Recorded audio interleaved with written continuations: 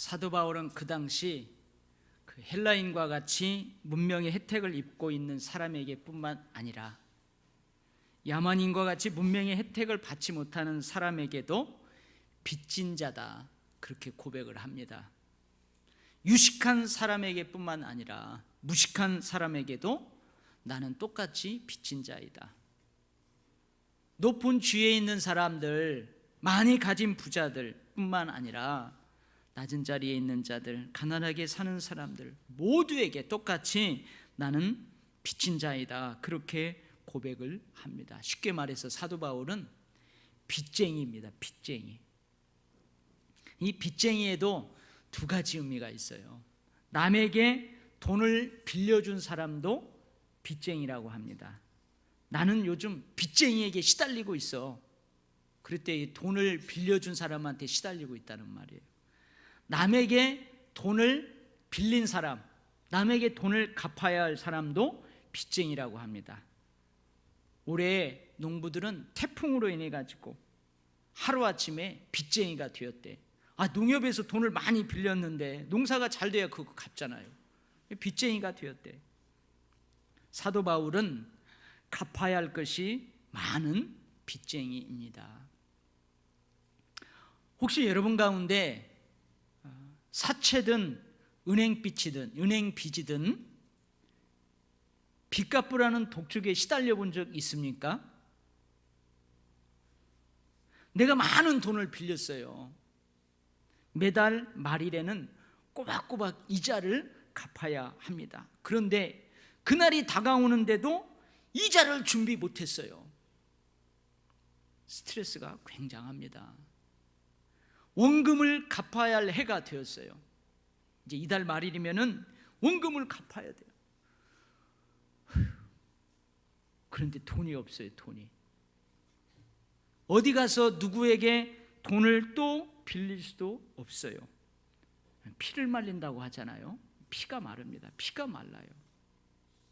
연체가 반복되면 결국은 신용불량자가 되게 됩니다. 경제활동을 하는데 많은 제약이 뒤따르게 됩니다. 이 빚쟁이에요. 빚쟁이. 사도 바울은 이런 종류의 빚쟁이가 결코 아닙니다. 예수님께서 제자들에게 이러한 비유의 말씀을 들려주셨어요. 그 내용이 마태복음 18장에 기록되어 있습니다. 10,000달란트를 빚진 사람이 있어요.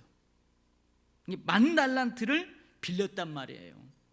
근데 이 10,000달란트를 오늘날의 화폐 단위로 환산하면은 얼마냐?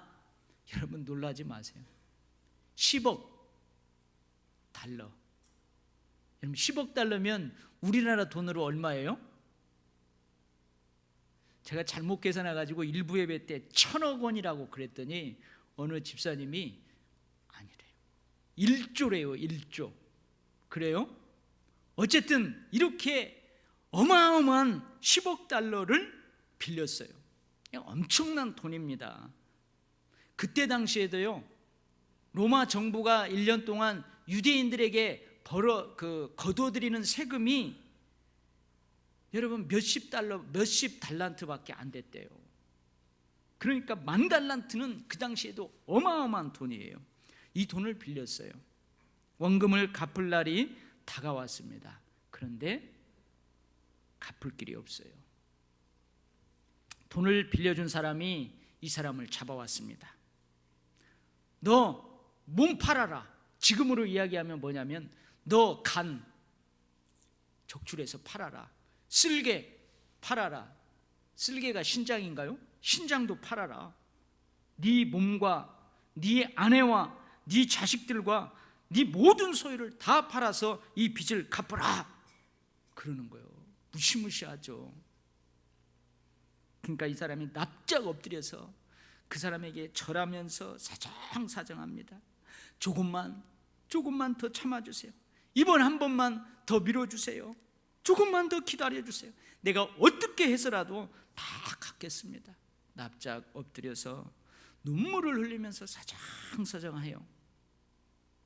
근데 그 돈을 빌려준 사람이 그를 너무리 불쌍히 여겨가지고 그 엄청난 돈을 탕감해 주었어요. 할렐루야. 얼마를요? 1조억을요. 와, 엄청난 빚을 탕감받은 사람은 빚쟁이입니까? 빚쟁이가 아닙니까? 예, 이 사람은 빚을 한 푼도 갚지 않았지만 이젠 빚쟁이가 아닙니다. 돈을 빌려준 사람의 탕감해준 그 은혜로 이 사람은 이제 빚쟁이가 아니에요. 그러면 이 사람은 앞으로 어떻게 살아야 될까요? 몸 안 팔아도 돼요. 장기 안 팔아도 된다. 아내도 그대로 있어요.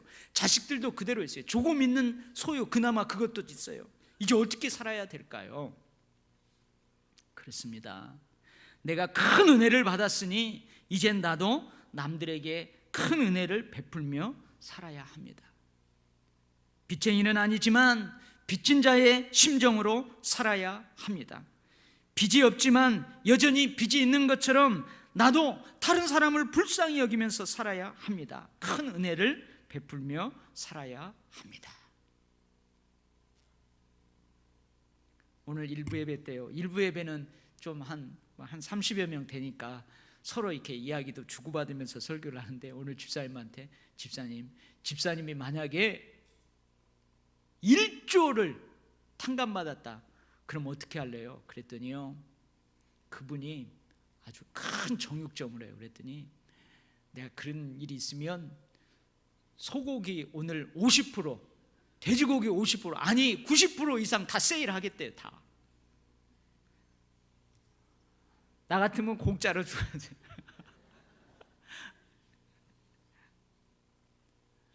사도 바울이 나는 모든 사람들에게 빚진 자입니다라고 했을 때에 빚진 자는 바로 이런 종류의 빚쟁이를 말합니다. 탕감받은 빚쟁이. 그래서 빚쟁이의 심정으로 살아야 하는 빚진 자가 바로 사도 바울입니다. 그러면 사도 바울은 도대체 뭘 탕감받았길래, 어떤 큰 은혜를 입었기에 모든 사람들에게 나는 빚진 자라고 하는 것일까요? 예, 그래요. 사도 바울은 교회를 핍박했던 사람이에요. 스데반이 회당에서 공회 앞에서 대제사장들과 서기관들과 백성들과 장로들에게 복음을 증거해요. 뭐라고 하냐면, 너희가 십자가에 못 박으라고 내어준 그 예수가 너희들이 너무나도 잘 알고 소중하게 여기는 이 성경에 예언된 그리스도이다. 사람들이 찔림을 받지만 회개하지 않아요. 오히려 어떻게 해요? 스데반을 향해서 막 주먹만한 돌을 던져가지고 스데반을 돌로 쳐서 죽여버려요. 그런데 그 현장에 누가 있었어요? 사울이 있었어요. 나중에 사도 바울이 되는 사울이 그 현장에 있었어요. 성 밖으로 내치고 돌로 칠세 증인들이 옷을 벗어 사울이라 하는 청년의 발 앞에 두니라. 겉옷을 벗어서 그 사람 앞에 둔다는 것은 그 겉옷을 앞에 쌓아둔 그 사람이 뭐예요? 쌓아둔 겉옷을 지켜보는 그 사람이 현장의 책임자라는 말이에요. 그래서 아마 이 사울은 바울이죠. 그 현장 책임자였어요. 그리고 사울은 스데반이 죽임당하는 것을 매우 당연하게 여겼습니다. 이렇게 예수 믿는 사람들을 향해 위협과 살기가 등등한 사울이 다메섹에서 복음을 전하는 예수 믿는 사람들을 그날도 잡아 죽이려고 다메섹으로 가다가 그 길에서 부활하신 예수님을 만나게 돼요. 부활하신 예수님이 그를 찾아왔어요. 사울아, 사울아, 네가 어찌하여 나를 박해하느냐. 예수 믿는 사람들, 복음 예수 그리스도를 전하는 사람을 박해하는 것은 바로 예수님을 박해하는 것이나 똑같습니다. 예수를 박해했던 자가, 예수를 핍박했던 자가 바로 사도 바울이에요. 이런 바울에게 예수님께서 큰 은혜를 베푸셨습니다. 너는 내 이름을 이방인과 임금들과 이스라엘 자손들에게 전하기 위하여 택한 나의 그릇이다. 바울은 하나님의 교회를 핍박했다니까요. 예수 믿는 자들, 예수 믿으라고 복음을 전하는 자들을 잡아 죽였다니까요. 그것을 너무나도 당연하게 생각하면서 그 짓거리를 했다니까요. 이런 짓 하는 사람 보고 뭐라고 그래요? 이 사탄적이라고 그러죠. 이 사탄의 일을 한다고 그래요. 다른 것도 아니고 하나님을 방해하는 하나님의 원수 노릇을 하는 거예요. 교회의 원수입니다. 예수님의 원수입니다. 이 버림받아 마땅한 거예요. 저주받아 마땅한 거예요. 죽어 마땅합니다. 그런데 예수님은 어떻게 했어요? 그에게 벌을 내지 않았어요. 그를 버리지 않았어요. 저주하지 않았습니다. 죽이지 않았습니다. 예수님의 사도로, 예수님의 큰 귀한 그릇으로 택했어요. 오히려 원수 노릇하는 그를 불쌍히 여겨가지고 오히려 그런 자를 사랑했어요. 10,000달란트를 탕감해 주신 거나 다름이 없는 거예요. 그래서 사도 바울은 나는 모든 사람에게 빚진 자입니다 라고 고백하는 것입니다. 사도 바울은 사랑의 빚진 자입니다. 은혜의 빚진 자입니다. 생명의 빚진 자입니다. 복음의 빚진 자입니다. 예수님께 빚진 자입니다. 죽을 자가 죽지 않고 살았어요. 마땅히 버림받을 자가 오히려 택함을 받고 건짐을 받았어요. 마땅히 저주받을 자가 오히려 축복을 받았어요. 모든 죄를 용서받고 구원받았으니 얼마나 행복할까요? 할렐루야! 얼마나 행복해요. 여러분들 생각을 해보세요. 죽을 병이었는데 예수님이 어느 날 꿈속에 나타나가지고 네 죽을 병 내가 싹 가져가노니 너는 앞으로 100살까지 더 살다 오니라. 할렐루야. 여러분 기쁘겠어요? 안 기쁘겠어요? 그날 아침에 깨어보니까 진짜 이 죽을 병이 다 없어졌어요. 그런 은혜를 받았는데 아유 그냥 죽게 내버려 두지 뭐더러 나를 살리띠야 이런 사람 있겠어요? 아마 뛰어가가지고 난리 났을 겁니다. 10,000달란트를 탕감받았으니 얼마나 행복합니까? 매일매일이 새롭고 매일매일의 사건들이 감사일 뿐입니다. 근데 과연 이후 사도 바울의 삶은 어땠을까요? 예수님의 사도로 예수님의 택함 받은 자로 이방인에게 복음을 전하는 하나님의 영광된 큰 그릇으로 마냥 행복하기만 했을까요? 마냥 막 기쁘고 막 즐겁고 막 어쩔 줄 모르는 그런 삶만 살았을까요? 근데 아니더라고요. 고린도 전후서에서 이후에 사도 바울의 삶이 어땠는지 낱낱이 기록하고 있는데요. 수없이 옥에 갇혔습니다. 10,000달란트를 탕감해 주신 그 예수님 때문에 수없이 옥에 갇혀요. 매도 얼마나 많이 맞는지 모릅니다. 막 돌로 얼마나 많이 맞는지 모릅니다. 아마 천국에 가서 사도 바울을 만나면 어쩌면 이런 데에 막 다 흉터가 있을지도 몰라요. 여러 번 죽을 고비를 넘겼어요. 사도행전을 읽어보면 사도 바울이 복음을 전하러 갔는데 얼마나 그 동네 사람들이 예수를 믿으라고 그 복음 전하는 사도 바울을 두드려 팼는지 죽은 줄 알았어요. 그래서 사람들이 어떻게 해요? 그 피투성이가 된 죽은 줄 알고 사도 바울을 가마니에다가 똘똘 말아가지고 저 성 밖으로 내쳐버려요. 배가 파선해서 일주일간을 내가 살 수 있을까 죽을까 넓은 바다에서 지내야만 했습니다. 그때 걸어서 선교 여행을 다니는 거예요. 전도하러 다니는 거예요. 강도를 만나는 위험을 감수해야 했습니다. 동족인 유대인들 뿐만 아니라 이방인들에게도 위협을 당해야 했습니다.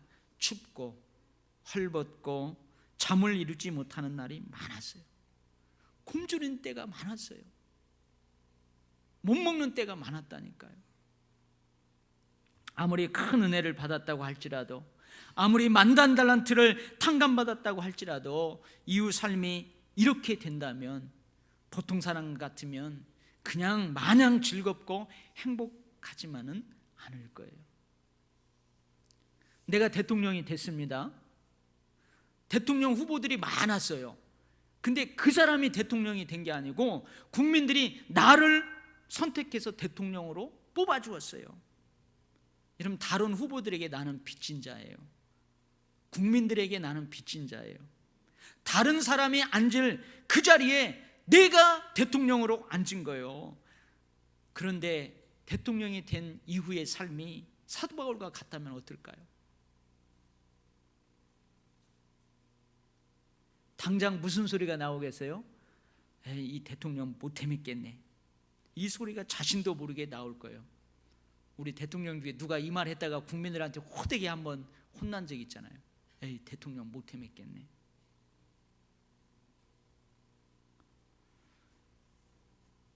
여러분, 장로가 됐잖아요. 다른 사람이 돼야 될 그 장로의 자리를 하나님이 다른 사람이 아니고 나를 거기에다가 장로로 만들었다니까요. 다른 사람에게 빚진 자예요. 근데 그 장로의 사명을 감당하면서, 목사의 사명을 감당하면서, 성도의 사명을 감당하면서 이 사도 바울의 이후의 삶처럼 이렇다. 그러면 여러분도 어떻게 하겠어요? 이 장로 못 해먹겠네. 아이고, 이거 목사 못 해먹, 이거 성도, 하나님의 백성이라는 이 성도, 이거 못 해먹겠네. 어쩌면 이런 소리가 자신도 모르게 나올 수 있어요. 용서받은 기쁨, 선택받은 영광, 탕감받은 은혜의 감격과 감사를 까맣게 잊을 수 있어요. 빚쟁이의 심정으로 살아야 하는 빚진 자의 삶을 저버릴 가능성이 많아요. 그런데 사도 바울은 그러지 않았습니다. 내가 그리스도를 위하여 받는 능욕과 궁핍과 박해와 곤고를 기뻐하노라. 이제 내 안에 사는 이가 예수이니 예수를 위하여 죽는 것도 유익함이니라. 살든지 죽든지 내 몸에서 그리스도가 존귀하게 되게 하려 하노라. 이방인의 사도 내 직분을 영광스럽게 여기노라. 복음을 전할지라도 자랑할 것이 없음은 내가 부득불할 일임이라.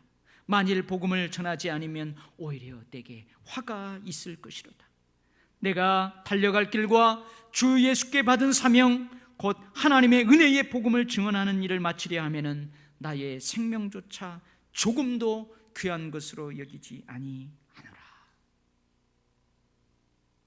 사도 바울은 힘겨움으로 눈물 나고 춥고 배고프고 헐벗고 제대로 두 다리 쭉 펴고 평안한 잠자리에 들지 못해 지칠 때마다 주님께 그렇게 고백합니다. 주님, 만삭되지 못하여 난자와 같은 나를 만나주셨습니다.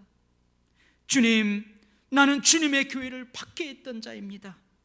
사도라 칭함받기가 너무나 황송하고 너무나 과분합니다. 사도 바울은 너무나 힘든 가운데에서도 오래 참았습니다. 항상 깨끗함을 지켰습니다. 거짓이 없는 사랑으로 맡겨진 양무리들을 목양했습니다. 진리의 말씀과 하나님의 능력을 의의 병기로 삼고 이겨냈습니다. 자기의 육체도 힘들어요. 사도 바울은 지병이 있었어요. 자기 육체도 힘들어요. 잘 먹어도 그 병을 이길까 말까 해요. 잠 잘 자도 그 병 이길까 말까 해요. 자기 육체도 힘들 텐데, 자기 마음도 힘들 것인데 이 일은 고사하고 날마다 그의 속에 눌리는 일, 염려한 일이 있었어요. 그것은 바로 모든 교회를 위한 염려였습니다. 생애 말년에 사도 바울은 이렇게 고백합니다. 내가 나된 것은 하나님의 은혜로 된 것입니다. 내게 주신 그의 은혜가 헛되지 아니하여 내가 모든 사도보다 더 많이 수고하였으나 내가 한 것이 아닙니다. 오직 나와 함께 하신 하나님의 은혜입니다. 오늘 본문에서도 사도 바울은 고백합니다. 다 내가 빚진 자라. 그러므로 나는 복음을 부끄러워하지 아니하고 나는 할 수 있는 대로 로마에 있는 너희에게도 복음 전하기를 원하노라. 이것이 사도 바울의 빚진 자의 삶이었습니다. 사실 제가 일부 예배 때는 이 설교를 준비할 때 하나님이 저에게 주시는 은혜가 있어요. 사실 내가 은혜를 받고 여러분에게 그 은혜를 전하는 거예요. 설교를 이 부분을 준비하는데요, 사실은 제가 이 원고를 작성하다가 멈추고 얼마나 울었는지 몰라요. 여러분, 도일교회 담임 목사로 하나님이 저를 보냈잖아요. 나 아니면 다른 사람이 여기 서야 돼요. 근데 그 사람 대신 나를 여기에 담임 목사로 세워서 이 교회에 보내었어요. 나는 누군가 여기 서야 되는 그 사람에게 빚진 자예요. 하나님의 사랑에 빚진 자예요. 그러면 어떻게 해야 돼요? 그 빚진 자의 심정으로 날마다 룰루랄라 찬송하면서 할렐루야 하면서 목회해야 되잖아요. 그죠? 힘들어도, 슬퍼도 힘들어도 나는 안 울어, 힘내라 웃어라 캔디야 하면서 그게 목회해야 되잖아요. 근데 조금 힘들고 어렵다고 사도 바울 봐도 못하냐? 네가 당연히 못하죠. 사도 바울은 저랬는데 네가 사도 바울만큼 힘드냐? 막 이런 생각을 하니까요, 눈물이 왈칵 쏟아지더라고요. 사랑하는 성도 여러분, 여러분들은 어떻습니까? 우리도 사랑의 빚진 자가 아닐까요? 우리도 은혜의 빚진 자가 아니겠습니까? 여러분, 예수님 아니어도 이 땅에서 잘 먹고 잘 살 수 있을지 모르겠어요. 그럴 가능성은 있어요, 항상.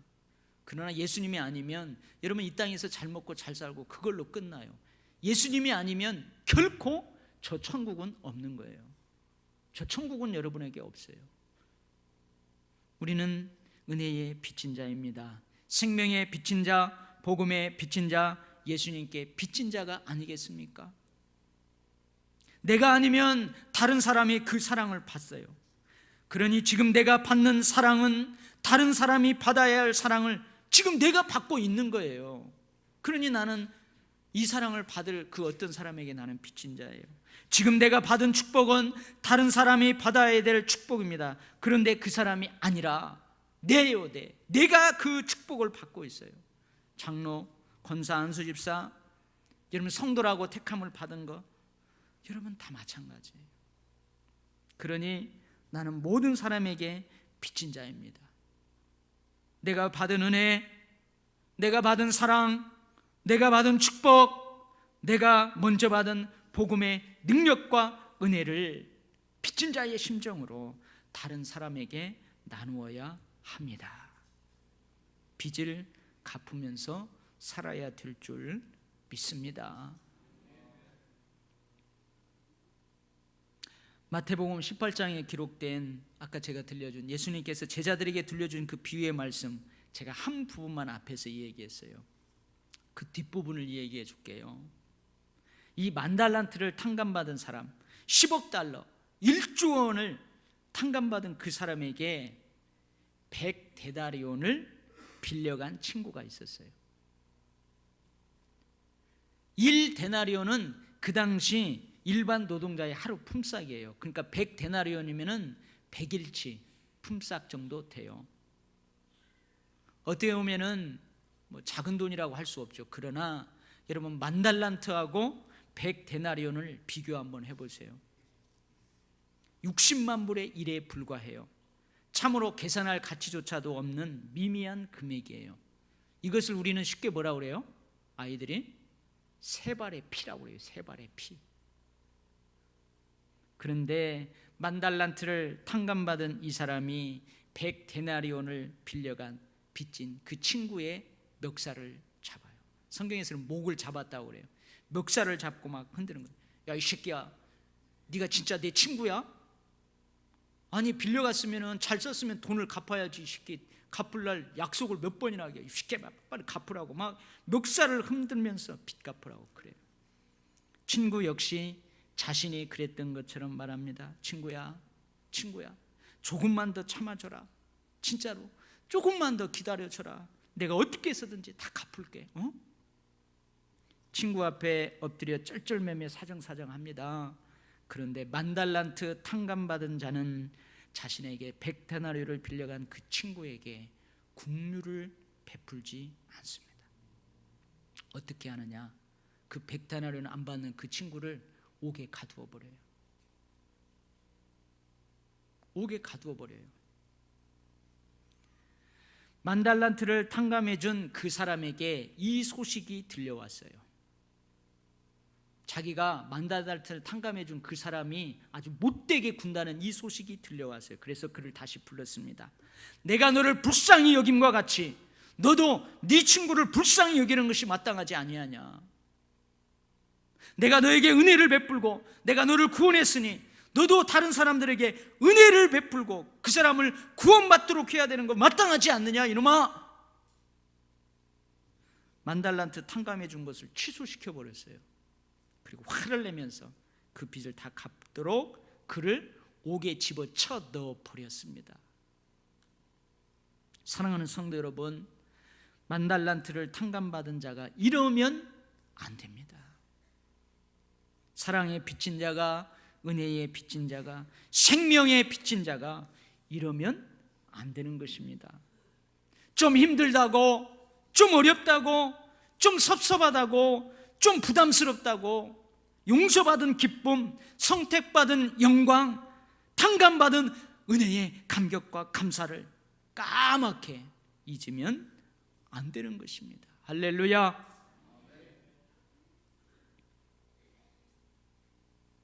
고린도후서 8장 9절 말씀입니다.